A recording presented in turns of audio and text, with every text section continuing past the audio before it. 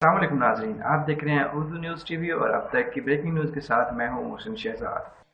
Maryam Nawaz 2000 million کی money laundering میں ملوث نکلی، تمام شواہد حاصل کر لیے گئے ہیں۔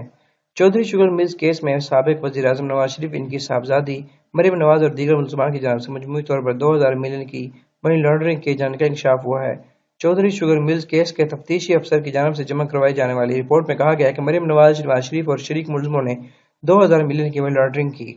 ان کے اثاثے ان کے ذرائع آمدن سے مطابقت نہیں رکھتے۔ تفتیشی رپورٹ میں مریم نواز کو منتقل ہونے والے شیئرز کی تفصیلات بھی درج تھیں، جن کے مطابق سابق وزیر اعظم نواز شریف کی صاحبزادی مریم نواز کو 2008 میں سعید سیف بن جبر اسدی کی جانب سے 94,09,000 شیئر منتقل ہوئے، جبکہ شیخ ذکاء الدین نے 20,21,760 شیئرز منتقل کیے۔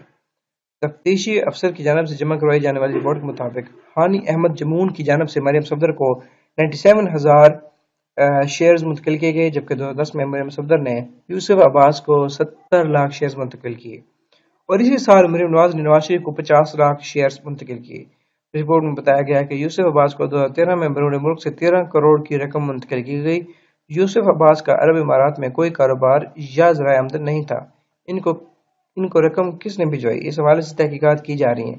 نیب کے تفتیشی افسر کی رپورٹ کے مطابق یوسف عباس نے متعدد transactions Messrs Chaudhry sugar mills کو بھجوائیں۔ چودھری شوگر ملز کے بینیفیشری نواز شریف اور مریم نواز تھے اور متحدہ امارات سے آنے والی رقم کا مریم نواز تسلی بخش جواب نہیں دے سکیں۔ اگر آپ لوگوں نے ابھی تک اردو نیوز ٹی وی کو سبسکرائب نہیں کیا تو سبسکرائب کیجیے، بیل آئیکن ضرور آن کیجیے، اس سے کیا ہوگا کہ جو بھی نئی آنے والی ویڈیو ہوگی اس کا بدرین نوٹیفیکیشن آپ کو اس کی